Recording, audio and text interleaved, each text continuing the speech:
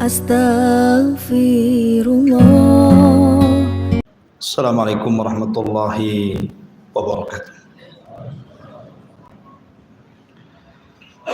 Alhamdulillah wassalatu wassalamu ala Rasulillah wa ala alihi wa sahbihi wa mawalah wa la hawla wa la quwwata illa billahi wa ba'd.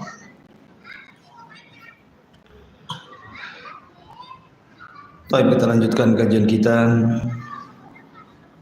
masih membahas kitab Syarhus Sunnah li Imami Ahli Sunnati wal Jamaah Al-Imam Al-Barbahari rahimahullahu ta'ala. Kita masuk pada perkataan beliau, qala al-muallif rahimahullahu ta'ala, wal imanu bi anna Aba Bakrin wa Umar rahmatullahi alaihima fi hujrati Aisyah radhiyallahu anha ma'a Rasulillahi sallallahu alaihi wasallam qad dufinahu hunalika ma'ah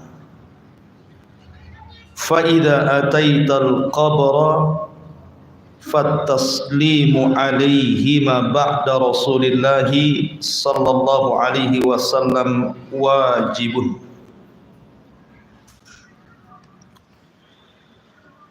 Berkata Imam Al-Barbahari rahimahullahu ta'ala, di antara kaidah ahli sunnah wal jamaah adalah beriman bahwa Abu Bakar As-Siddiq radhiyallahu anhu dan juga Umar bin Al-Khattab radhiyallahu anhu berada di kamar Aisyah radhiyallahu anha bersama Rasul sallallahu alaihi wasallam, dan keduanya dikebumikan di situ bersama Nabi sallallahu alaihi wasallam. Apabila Anda mendatangi kuburan tersebut, maka mengucapkan salam kepada keduanya setelah Nabi sallallahu alaihi wasallam, hukumnya wajib. Baik.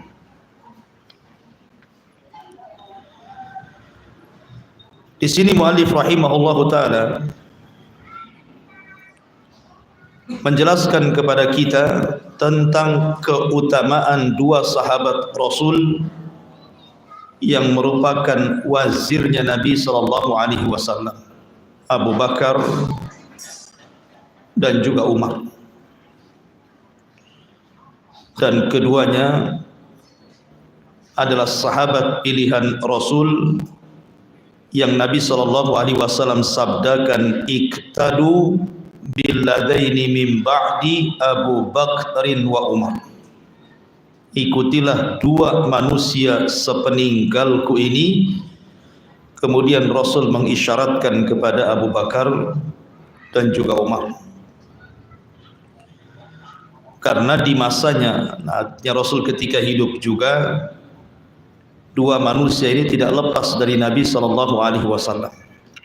Kemana saja Rasul pergi, selalu Abu Bakar dan Umar di samping Rasul.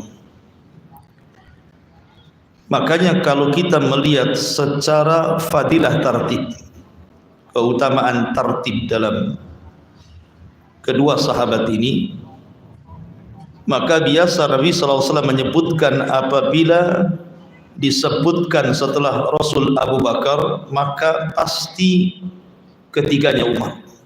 Rasul, Abu Bakar, Umar, begitu seterusnya. Tapi sedikit saya akan bicara tentang fadilah kedua sahabat ini untuk kembali mengingat kepada dua sahabat ini, karena ini bantahan kepada orang-orang Syiah, di mana orang-orang Syiah mereka sangat membenci dengan dua sahabat ini. Bahkan apabila berziarah ke kuburan Rasul setelah mereka mengucapkan salam kepada Rasul, mereka melaknat dua sahabat ini. Allahumma al'an li Abi Bakrin wa Umar. Ya Allah, laknatlah Abu Bakar dan Umar. Begitu ucapan mereka. Sementara ahli sunnah wal jamaah senantiasa berdoa kepada Allah dengan taradi, radhiyallahu anhum. Tetapi mereka justru melaknat keduanya hanya karena sebuah keyakinan yang menyimpang di antara mereka. Mereka mengatakan bahwa kedua sahabat ini yang merebut tampuk kepemimpinan Ali setelah Rasul. Kemudian mereka menciptakan dalil-dalil yang lemah, yang palsu untuk menopang keyakinan mereka. Ma'asyiral muslimin yang dimuliakan Allah Subhanahu wa taala. Kalau kita cerita tentang Abu Bakar Siddiq radhiyallahu an, maka Abu Bakar Siddiq radhiyallahu an adalah sahabat yang banyak keistimewaannya. Saya akan sebutkan beberapa keistimewaan Abu Bakar Siddiq radhiyallahu an. Yang pertama, dia orang yang pertama kali beriman di antara laki-laki dewasa. Karena ketika itu Abu Bakarlah orang ketiga yang beriman. Maksudnya ketiga di sini, sebelumnya dari kalangan anak-anak Ali radhiyallahu an, kemudian dari kalangan budak Zaid, Zaid ibn Harithah, anak angkat Rasul. Kemudian yang ketiga baru Abu Bakar. Tetapi dua manusia Ali dan Zaid ini kan berada di rumah Nabi. Tapi kalau dari luar rumah Nabi, yang pertama kali beriman adalah Abu Bakar As-Siddiq radhiyallahu anhu. Walaupun ada khilaf di antara ulama tentang keimanan Waraqah ibn Naufal. Apakah Waraqah ibn Naufal adalah orang yang pertama kali beriman dari kalangan orang-orang dewasa ataukah Abu Bakar? Sebagian ulama mengatakan Waraqah ibn Naufal beriman kepada Rasul itu hanya sekedar tasdik, hanya sekedar membenarkan saja, karena ketika itu Rasul belum diangkat jadi Rasul, hanya diangkat jadi Nabi, sehingga yang dihajatkan hanya tasdik, membenarkan saja. Dan itu yang dilakukan Waraqah ibn Naufal, membenarkan apa yang dialami Nabi SAW, pertemuan beliau dengan Jibril dalam bentuk asli. Kemudian Waraqah mengatakan, engkau telah menjumpai namus, binatang yang bersayap atau makhluk yang bersayap yang pernah menjumpai Musa dan Isa. Dari sini Waraqah beriman, hanya membenarkan. Tetapi Abu Bakar Siddiq bukan hanya membenarkan, tetapi juga mengikuti al-ittibah. Kenapa? Karena Nabi SAW sudah diangkat jadi Rasul. Jadi kalau diangkat jadi Nabi cukup membenarkan, tapi kalau sudah jadi Rasul harus diikuti. Lah Abu Bakar adalah orang yang beriman kepada Rasul, membenarkan Rasul dan mengikuti Rasul. Ini penjabaran para ulama tentang perbedaan imannya Waraqah dengan Abu Bakar Siddiq radhiyallahu anhu. Kemudian yang kedua, Abu Bakar orang yang pertama kali menjaharkan dakwah. Orang yang pertama kali menjaharkan dakwah. Kita tahu kisah Islamnya Abu Bakar itu tidak macam-macam. Beda dengan sahabat-sahabat yang lainnya, banyak kisah tentang keislaman mereka karena terbangun dari keraguan baru kemudian muncul keyakinan. Tapi Abu Bakar itu tidak dibangun dengan keraguan ketika masuk Islam. Sama sekali tidak ada keraguan. Wajar karena Abu Bakar itu sudah mengenal Rasul sedari kecil, semasa remaja, dewasa, sampai menjadi teman sebelum Islam, kemudian dalam Islam, kemudian dalam hijrah, kemudian dalam jihad, dan begitu seterusnya. Sehingga ketika Nabi SAW kemudian meminta Abu Bakar untuk masuk Islam, tidak ada keraguan Abu Bakar untuk masuk Islam. Langsung dia mengucapkan 2 kalimat syahadat dan masuk Islam. Dan dia orang yang pertama kali menjaharkan dalam dakwah setelah Nabi SAW. Kemudian yang ketiga, Abu Bakarlah orang yang pertama kali mengumpulkan Al-Quran. Setelah perang Yamamah, ma'ruf perang melawan Musailamah Al-Kadzab, banyak para penghafal Quran meninggal di situ. Sehingga Umar bin Khattab radhiyallahu an datang kepada Abu Bakar Siddiq radhiyallahu an untuk mengumpulkan Al-Quran.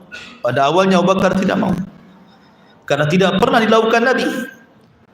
Tapi karena melihat bahwa ini sebuah masalihul mursalah, maslahatnya besar, sebab kalau seandainya tidak ada mushaf, kemudian para penghafal Quran gugur, tentu lambat laun mushaf akan ditinggalkan manusia, Quran akan ditinggalkan manusia.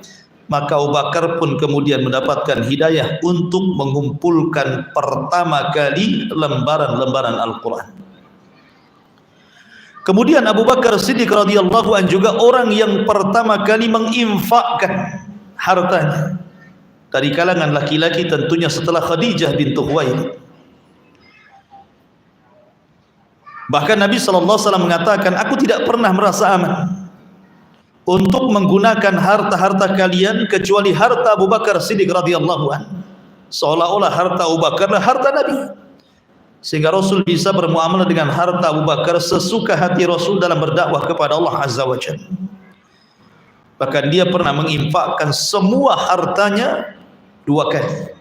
Pertama dalam pendanaan hijrah Rasul, yang kedua dalam perang Tabuk. Kemudian Abu Bakar Siddiq radhiyallahu an adalah orang yang dihabarkan pertama kali dari 10 sahabat yang dijanjikan masuk surga, yang disebut dengan al-asyaratu al-mubashshiruna bil jannah. Maka yang pertama kali Rasul menyebutnya adalah Abu Bakrin fil jannah, Abu Bakar di surga. Kemudian juga Abu Bakar Siddiq radhiyallahu an, rumahnya adalah rumah yang pertama kali semua keluarganya masuk Islam. Tidak ada di zaman itu yang satu keluarga masuk Islam. Ya, mungkin suaminya masuk Islam, istrinya tidak. Istrinya masuk Islam, suaminya tidak. Anaknya masuk Islam, orang tuanya tidak. Orang tuanya masuk Islam, anaknya tidak. Begitu seterusnya. Tapi Abu Bakar bisa membawa keluarganya masuk Islam. Dan dia keluarga pertama, rumah pertama yang seluruh keluarganya masuk Islam. Bahkan 4 generasi semua jadi sahabat Nabi. Abu Quhafa, ayahnya Abu Bakar, Abdullah ibn Uthman, ayahnya Uthman, atau dikenal dengan Abu Quhafa, masuk Islam, walaupun masuk Islamnya telat setelah Fathu Mekah, dan menjadi sahabat Nabi. Kemudian Abu Bakar sendiri putranya Abdullah ibn Uthman, atau dikenal dengan Abu Bakar Siddiq radhiyallahu anhu, juga jadi sahabat Nabi. Kemudian putranya Abdurrahman juga masuk Islam dan berjumpa dengan Rasul dan jadi sahabat Nabi. Kemudian anak daripada Abdurrahman juga masuk Islam walaupun masih kecil dan berjumpa dengan Rasul dan menjadi sahabat Nabi. 4 generasi semua jadi sahabat Nabi. Tidak ada di sahabat selain Abu Bakar Siddiq radhiyallahu anhu. Kemudian juga Abu Bakar Siddiq radhiyallahu anhu adalah orang yang kedua setelah Nabi SAW di dalam hijrah, dan tidak ada sahabat yang diizinkan hijrah bersama Rasul. Setiap ada sahabat izin hijrah, maka Rasul mengatakan silahkan hijrah pergi. Semua sahabat diizinkan semuanya, kecuali Abu Bakar. Apabila dia izin hijrah, maka Rasul mengatakan tidak untuk. Terus sampai Abu Bakar heran, semua sahabat diizinkan hijrah kecuali dia. Rupanya Nabi SAW sudah merencanakan bahwa dialah satu-satunya di antara seluruh sahabat yang akan menjadi teman dia dalam hijrah. Sampai suatu siang Nabi SAW keluar fi waqti zahirah, di di waktu ketika orang Arab jarang keluar karena memang panas terik luar biasa, tengah-tengah siang hari. Rasul keluar ke rumah Abu Bakar Siddiq radhiyallahu anhu. Di situ ada Asma dan Aisyah, masih kecil. Nabi SAW berisi dengan kedua putri Abu Bakar ini, karena beliau akan bicara tentang 4 mata soal hijrah. Tapi Abu Bakar mengatakan, tidak, mengapa wahai Rasul, kedua putriku ini masih kecil dan dua-duanya masuk Islam. Ceritakan saja. Maka Nabi SAW mengatakan, ya Aba Bakrin, innallaha qad adzina li bil hijrah. Wahai Abu Bakar, Allah sudah izinkan aku untuk hijrah. Ketika mendengar itu, Abu Bakar Siddiq radhiyallahu anhu langsung mengatakan, as-suhbatu ya Rasulullah. Bolehkah aku menjadi temanmu dalam hijrah Rasul? Maka Rasul mengatakan, as-suhbatu ya Abu Bakar. Iya, engkau akan jadi temanku dalam hijrah. Tiba-tiba fabaka Abu Bakrin. Abu Bakar menangis karena bahagianya sehingga dia menangis. Kata Aisyah radhiyallahu anha, aku tidak pernah melihat orang sebahagia mampu menangis kecuali ketika aku melihat ayahku menangis, karena bahagia diajak hijrah bersama Nabi SAW. Bahkan Abu Bakar Siddiq radhiyallahu anhu adalah orang yang difirmankan Allah Subhanahu wa taala, "Tsaniyasnaini idhuma fil ghar." Dia adalah salah seorang dari 2 orang yang ketika keduanya berada dalam gua, maksudnya di gua Sur, dalam perjalanan hijrah. Nabi SAW dan Abu Bakar berada dalam gua itu. Dan itu keistimewaan Abu Bakar, berada satu gua bersama Nabi SAW dalam gua Thur itu. Sampai Allah Subhanahu wa taala firmankan dalam Al-Qur'an, "Idz akhrajahu alladhina kafaru tsaniyasnaini fil ghar, tsaniyasnaini idh huma fil ghar, idh yaqulu li sahibihi la tahzan, innallaha ma'ana." Sampai turun ayat bagaimana Allah Subhanahu wa taala menggambarkan Abu Bakar dan Rasul dalam gua tersebut. Kemudian juga Abu Bakar Siddiq radhiyallahu an adalah orang yang sangat dipercaya Rasul dalam al-istisyar. Istisyar itu kalau Rasul meminta pendapat orang, bagaimana pendapat antum, bagaimana pendapat antum, nanti ujung-ujungnya pendapat Abu Bakar yang diambil. Semua bisa berpendapat, tapi ujung-ujungnya pendapat Abu Bakar yang diambil. Seperti ketika umpamanya kasus tawanan perang Badar, 70 tawanan perang Badar, Rasul meminta pendapat para sahabat termasuk Umar, yang ketika itu sangat keras pendapatnya agar tawanan Badar itu dibunuh saja karena mereka musuh Allah dan Rasulnya. Ketika Rasul mengatakan kepada Abu Bakar, kata Abu Bakar, sudah ditebus aja wahai Rasul. Yang tidak sanggup menebus, kalau dia bisa membaca dan menulis, maka setiap satu orang mengajari 10 sahabat Rasul membaca dan menulis anak-anak mereka. Lah salah satunya adalah Zaid ibn Thabit, bisa membaca dan menulis karena diajari tawanan Badar. Ya. Kemudian juga Abu Bakar Siddiq radhiyallahu an adalah orang nomor 2 dalam berdakwah. Ketika Nabi SAW pertama kali berdakwah, mengajak manusia ke dalam tauhid, datang Uqbah ibn Abi Mu'ayth, kemudian hampir mencekik Nabi. Datang lagi sahabat-sahabat yang lain hampir memukuli Rasul dengan sandal. Tiba-tiba Abu Bakar datang, kemudian mengatakan, ataqtulu rajulan yaqulu rabbi Allah, ataqtuluna rajulan yaqulu rabbi Allah. Apakah kalian hendak membunuh orang yang mengucapkan Rabb kami Allah? Da'uhu, tinggalkan dia. Tiba-tiba Uqbah bin Abi Mu'ayth dan kawan-kawannya melihat Abu Bakar ditinggalkan Nabi, giliran mereka mengeroyok Abu Bakar sampai hampir mati, mau pingsan. Sehingga Abu Bakar Siddiq radhiyallahu anhu ketika pingsannya langsung diselamatkan oleh kabilahnya, dibawa ke rumah. Sampai-sampai mengancam kabilahnya Bani Taim, kalau seandainya Abu Bakar mati maka nyawa dibalas nyawa.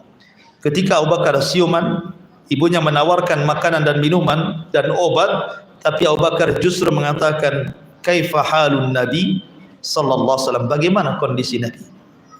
Bagaimana kondisi Nabi? Kemudian juga Abu Bakar Siddiq radhiyallahu an adalah orang nomor 2 setelah Rasul dalam jihad. Dalam perang Uhud, ketika Ibnul Qami'ah membunuh sahabat Nabi SAW namanya Mus'ab bin Umair. Mus'ab bin Umair ini serap perawakan, itu mirip dengan Nabi. Perawakannya itu mirip dengan Nabi, sehingga disangkanya Mus'ab itu Nabi dalam peperangan. Ibnu Qami'ah mengejar Mus'ab bin Umair dan berhasil membunuhnya. Tiba-tiba dia merasa telah membunuh Nabi, berteriaklah, "Qutila Muhammad, Muhammad sudah mati." Tiba-tiba kemudian peperangan berhenti, karena inti mereka membunuh Nabi, apalagi di malam hari.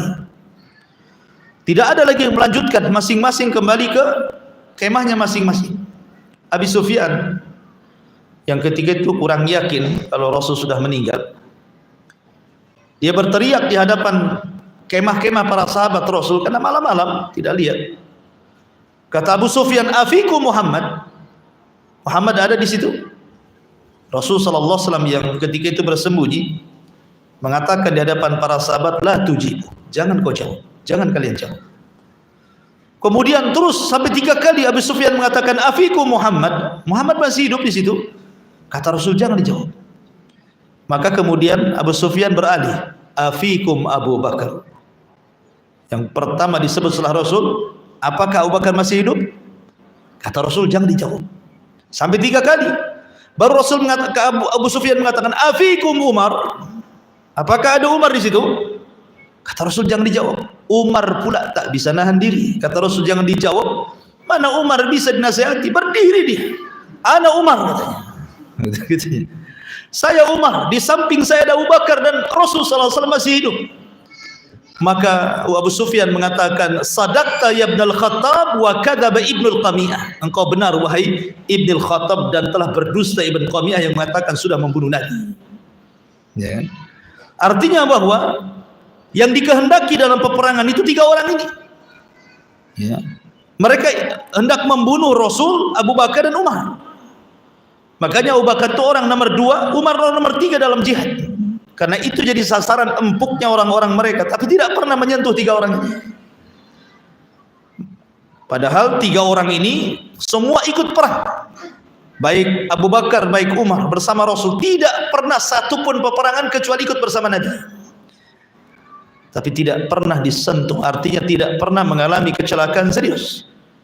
Sampai setelah wafatnya Rasul pun keduanya masih hidup dan menjadi khalifatul Islam setelah Rasul sallallahu alaihi wasallam. Kemudian juga Abu Bakar Siddiq radhiyallahu anhu adalah orang yang paling cerdas dari seluruh para sahabat Rasul, yang paling paham dengan maksud wahyu. Ketika Nabi sallallahu alaihi wasallam berkhutbah, Rasul berkhutbah, dan itu khutbah terakhir. Setelah itu Rasul tidak berkhutbah lagi karena beberapa kali setelahnya Rasul meninggal.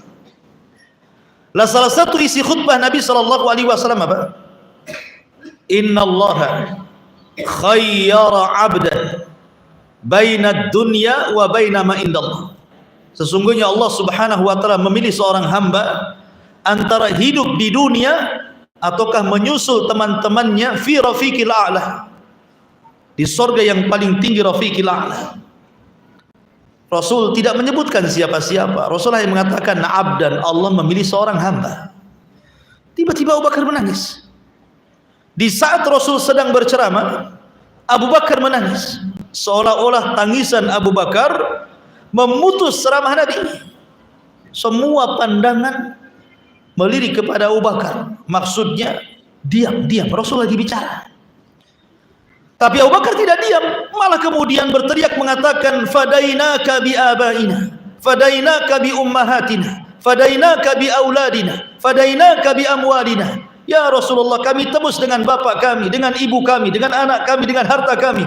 Orang pun marah dan mengatakan, "Lima qata'ta kalaman Nabi." Hei Abu Bakar, kenapa kau putus ucapan Nabi? Biarkan dia bicara. Da'u yatakallam. Tapi Abu Bakar terus saja ngomong. Sampai Nabi mengatakan, "Da'u Abu Bakrin yatakallam." Biarkan Abu Bakar bicara. Setiap pintu masjid sudah tertutup bagi kalian kecuali pintu Abu Bakar Siddiq radhiyallahu anhu. Abu Sa'id Al-Khudri atau Abdullah bin Abbas radhiyallahu an, ketika selesai peristiwa itu dan Nabi SAW sudah meninggal dunia, setelahnya beberapa hari setelah khutbah itu baru kata Abdullah bin Abbas, Abu Sa'id Al-Khudri kalau tidak salah, mengatakan, wallahi Abu Bakar adalah orang yang paling paham di antara kami. Karena kami tidak tahu maksud ucapan Rasulullah memilih seorang hamba, yang dimaksud hamba di sini maksudnya Rasulullah. Tapi sahabat tidak tahu kecuali Abu Bakar. Yang tahu bahwa yang dimaksud abdan hamba dalam khutbah Rasul adalah Rasul sendiri. Karena setelah khutbah ini beberapa hari setelahnya kan Rasul meninggal. Itulah kecerdasan Abu Bakar Siddiq radhiyallahu anhu. Makanya Abu Bakar itu orang yang paling alim dan yang paling fahim, orang yang paling alim dan paling faham terhadap wahyu Nabi, wahyu Allah Subhanahu wa taala yang turunkan kepada Nabi SAW. Kemudian Abu Bakar Siddiq radhiyallahu anhu juga orang kedua setelah Rasul dalam sholat. Ketika Rasul sakit parah, sebenarnya Rasul itu ingin berusaha bangkit mengimami manusia, tapi setiap Rasul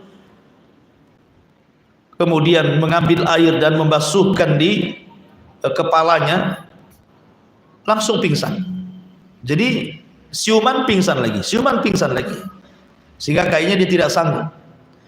Maka dia panggil Aisyah radhiyallahu anha ummul mukminin, mengatakan, muru Abu Bakrin bi an yusalliya bin nas, perintahkan bapak Abu Bakar imami manusia.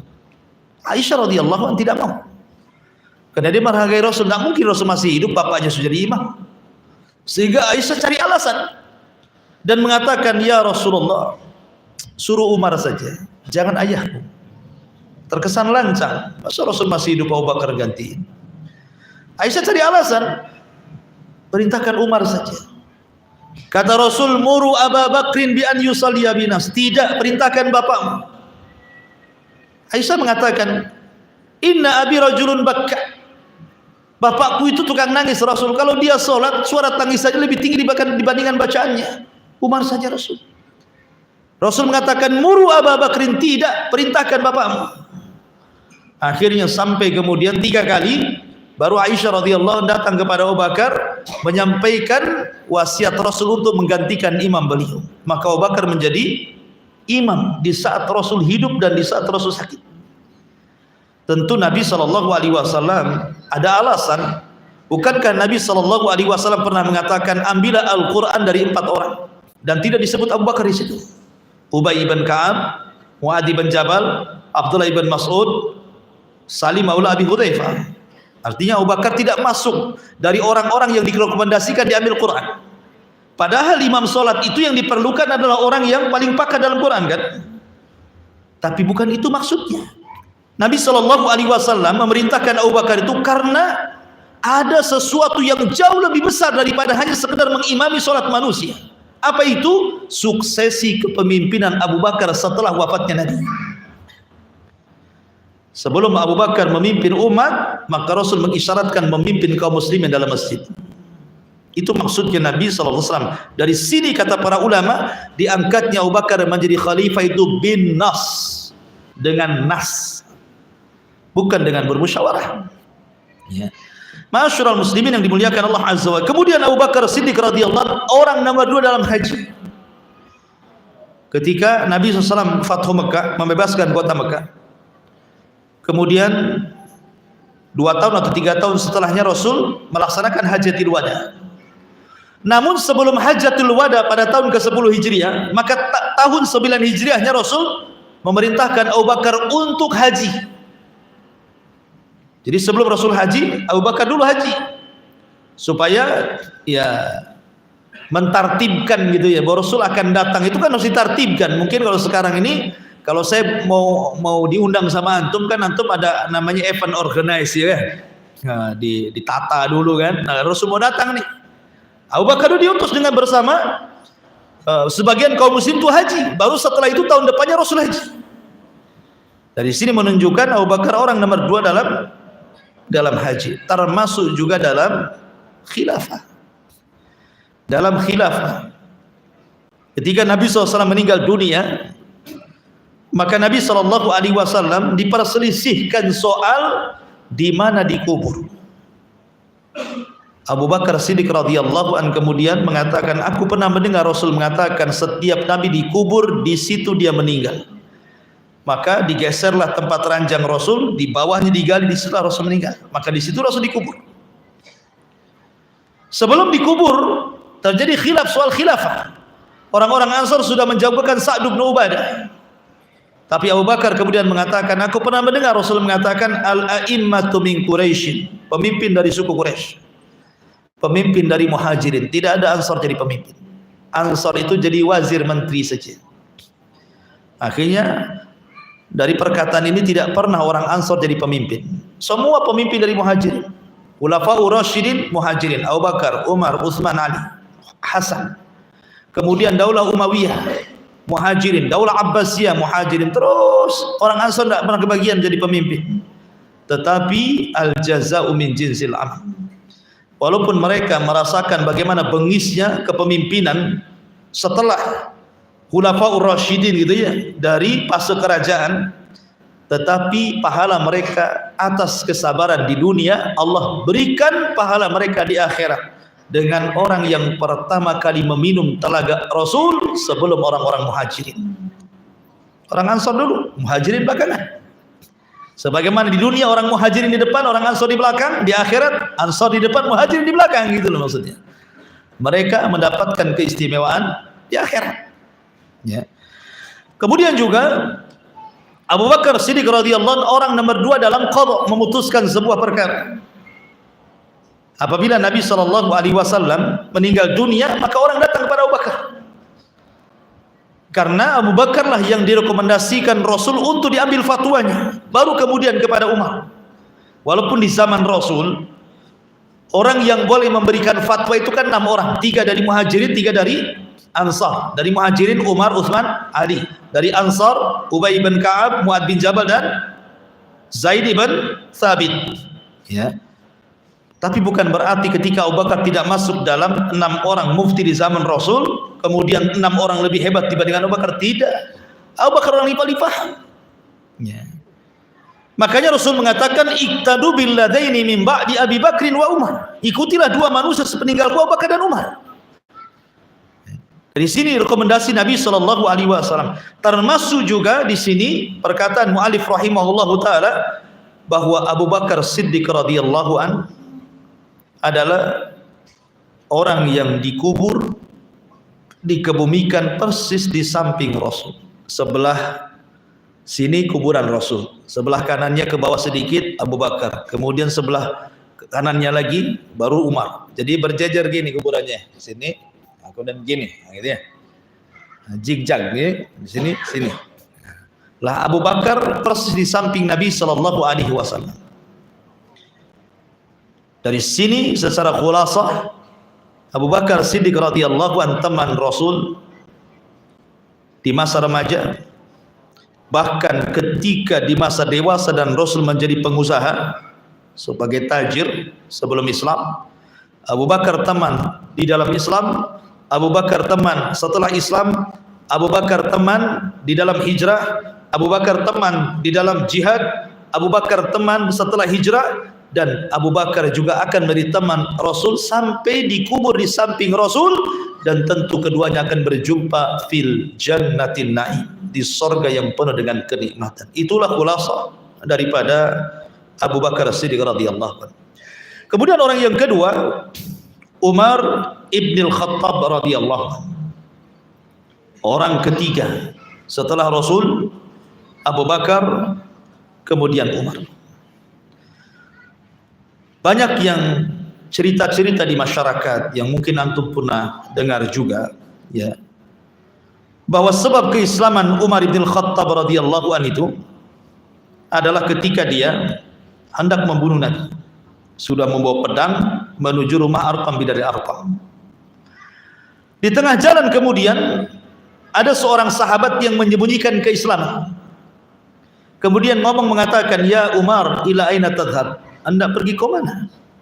Kata Umar, liaqtulu Muhammadan, aku akan membunuh Muhammad.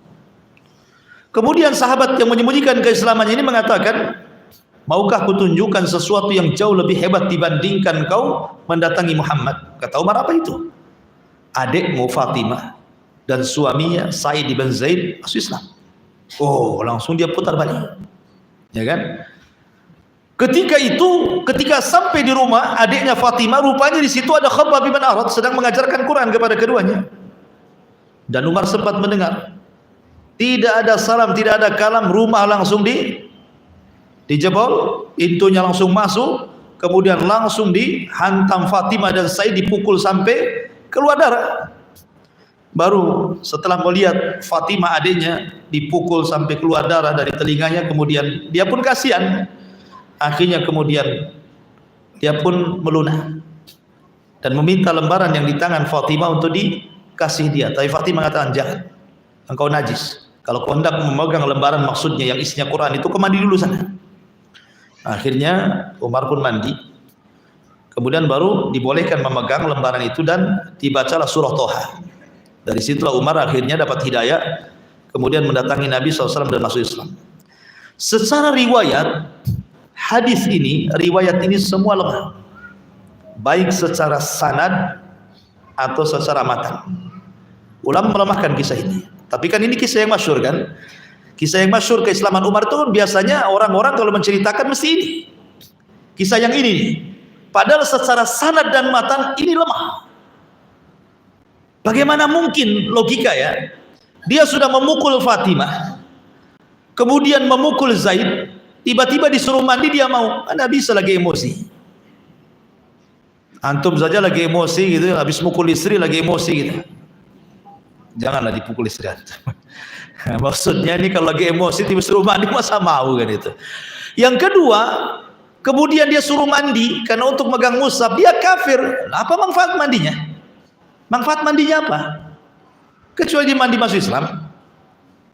Nggak ada manfaatnya, dia masih kafir dia mandi. Sehingga para ulama mengatakan matanya mungkar, sanadnya lemah. Lalu cerita keislaman Umar yang sahih itu seperti apa?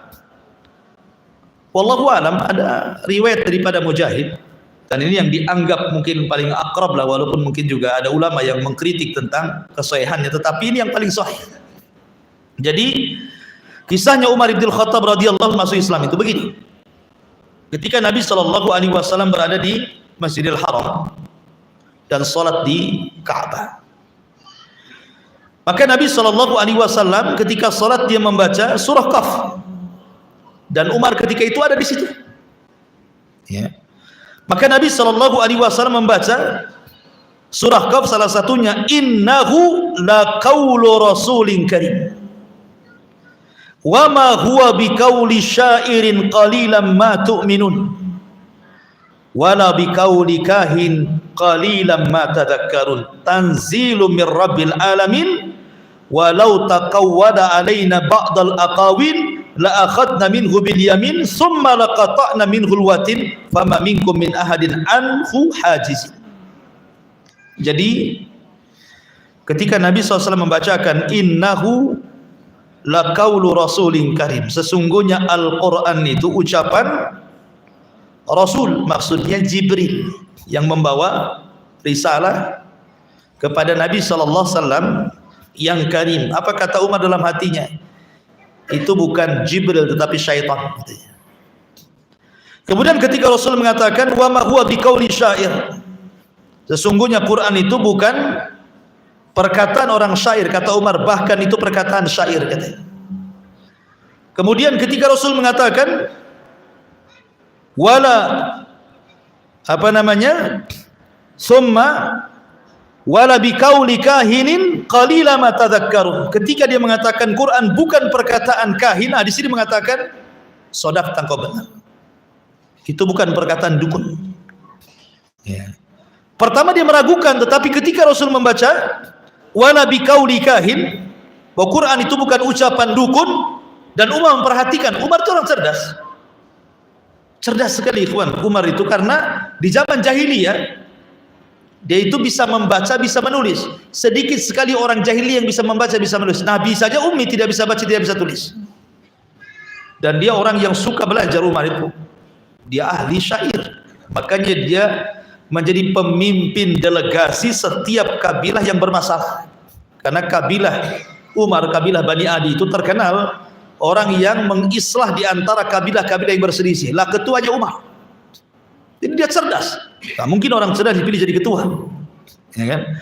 Jadi ketika dia mendengar surat Qaf dibacakan sampai kepada walau takawwala alaina ba'dal aqawila akhadna minhu bil yamin thumma laqata'na minhu alwatin fama minkum min ahadin anhu jahazizin, bahwa seandainya engkau wahai Muhammad membuat-buat yang tidak diwahyukan Allah kepadamu, maka kami akan tarik tangan kananmu, kami akan putus urat nadimu, maka seterusnya.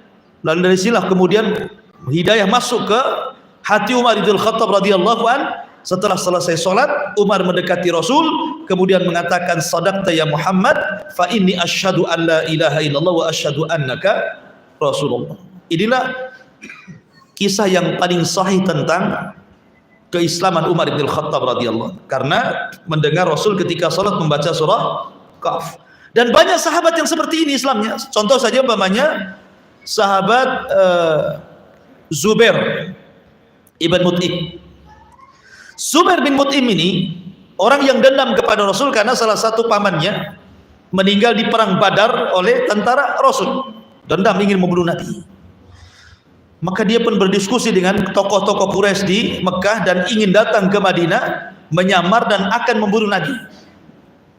Berangkatlah Zubair bin Mut'im ini dari Mekah ke Madinah, menyamar sehingga orang tidak tahu kalau dia hendak membunuh Nabi.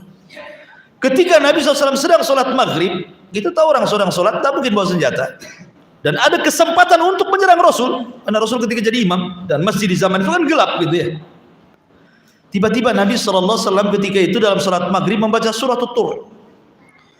Lah Zubair bin Mut'im kan mengendap-endap tuh, sehingga ketika Nabi SAW membacakan surah Tur sampai kepada am khuliqu min ghairi syai'in am humul khaliqun am khalaqus samawati wal ardi bal la yuqinun, apakah berhala-berhala itu tercipta dengan sendirinya ataukah mereka tercipta dari sesuatu, ataukah mereka yang menciptakan langit dan bumi? Bahkan orang musyrik pun tidak yakin dengan keyakinannya. Sampai kepada ayat ini kata Zubair bin Mut'im, hatta kada qalbi an yatir, hampir-hampir hatiku terbang katanya. Betul juga ucapan dia tuh.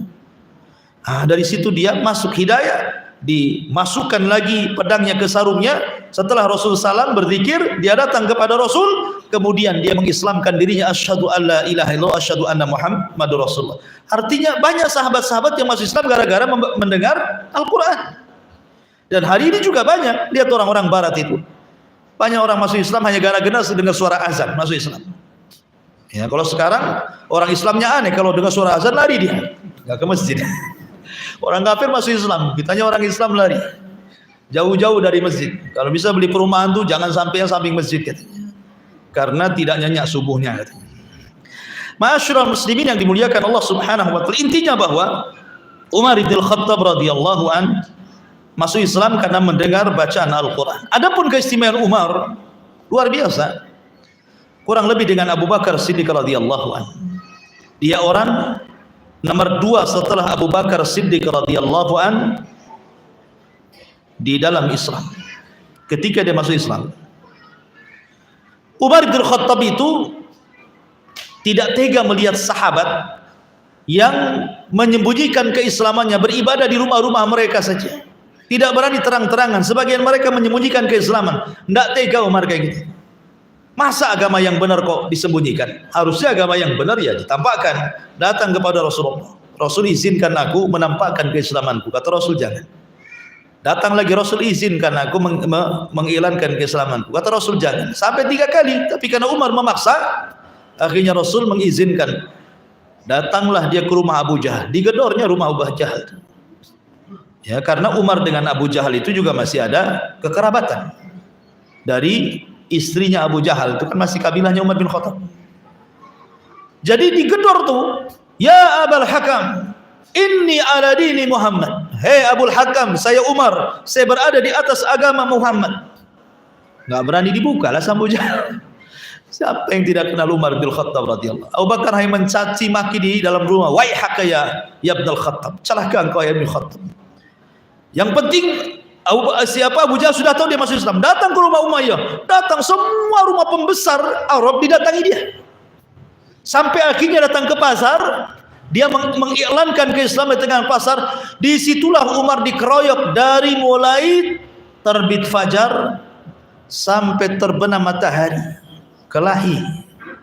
Ada orang yang bisa kelahi seperti itu, dari pagi sampai sore kelahi aja. Apa enggak stres gitu ya? Enggak kalah Umar itu. Ya, sampai sore.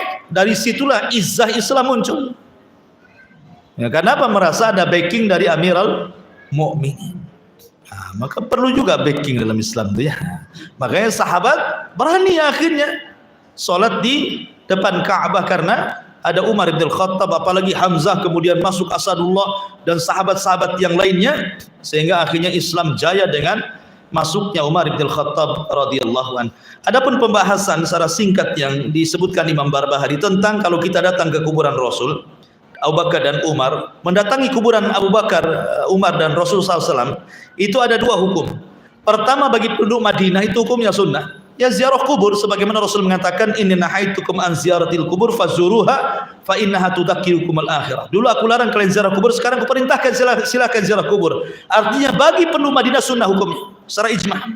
Tapi kita di sini, orang yang bukan orang Madinah, maka tidak boleh menyengajakan berziarah kubur dalam rangka beribadah kecuali di 3 masjid. Rasul mengatakan la tushaddu rihal illa ila thalathati masajid. Tidak boleh menyengajakan safar untuk beribadah kecuali ke 3 masjid. Masjidil Haram, Masjid Nabawi, Masjidil Aqsa. Tapi kalau sudah sampai di sana, kemudian antum ingin berziarah, ya, apalagi sudah sampai di Masjid Nabawi, ya sangat dianjurkan antum mengucapkan salam di situ, salawat kepada Nabi sallallahu alaihi wasallam, karena 1 kali salawat maka Rasul akan salawat 10 kali kepada kita. Wallahu alam. Sudah azan. Subhanakallah bihamdika asyhadu an la ilaha illa anta astaghfiruka wa atubu ilaik. Allahu ta'ala alam. Assalamualaikum warahmatullahi wabarakatuh.